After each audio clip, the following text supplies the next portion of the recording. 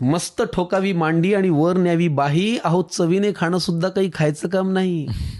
सर्वप्रथम वाढलेल्या पानाकडे असं डोळे भरून बघावं, वदनी कवलं म्हणावं आणि यज्ञकर्माला लागावं.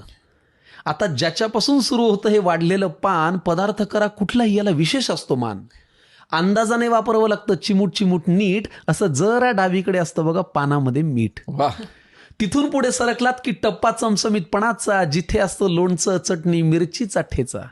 कितीही पथ्य असलं तरी हे खावंसं वाटतंच आणि भल्या भल्या खडकांच्या तोंडाला इथे पाणी सुटतंच.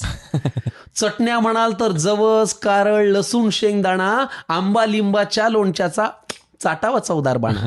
हा ठेचा आयुष्यात जेवढ्या खाल अनुभवाची साठवण होते, पण ताटातला पोटात जास्त गेला की सकाळी मात्र आठवण होते. क्या बात आहे. आता जिच्यासाठी चाले सगळा प्रपंच, धंदा, नोकरी, पानाच्या अगदी मधोमध ती पोळी आणि भाकरी.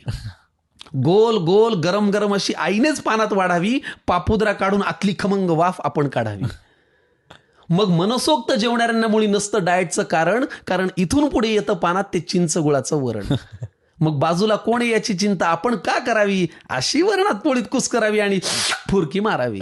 किती छान. याशिवाय हे बिचारं पोट काय दुसरं मागतं. हा पण चांगली भाजी करायला मात्र कौशल्यपणाला लागतं. चिरलेली, निवडलेली, वाफवलेली किंवा भरलेली.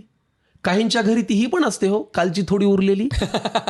उगाच जास्त क्रेडिट त्या कोंबडी बोकडांना गेलंय. या भाज्यांनी आपलं जगणं सांगतो खरं समृद्ध केलंय. चांदीच्या ताटातही शोभून दिसते मेथी, भेंडी आणि गवार. सोन्याचा चमचा असला तरी खाणार हेच, ठाकरे असो वा पवार.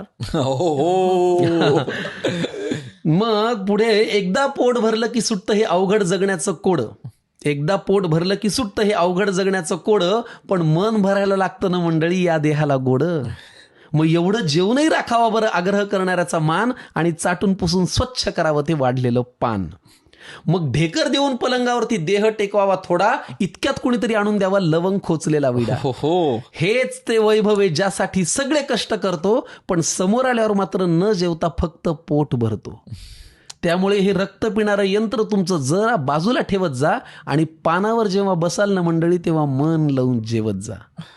मग 5 वर पंखा करून झोपण्याचं सुख असं सांगून थोडंच कळावं. आणि असंच वाढलेलं पान देवा रोज सगळ्यांना मिळावं. असंच वाढलेलं पान देवा रोज सगळ्यांना मिळावं.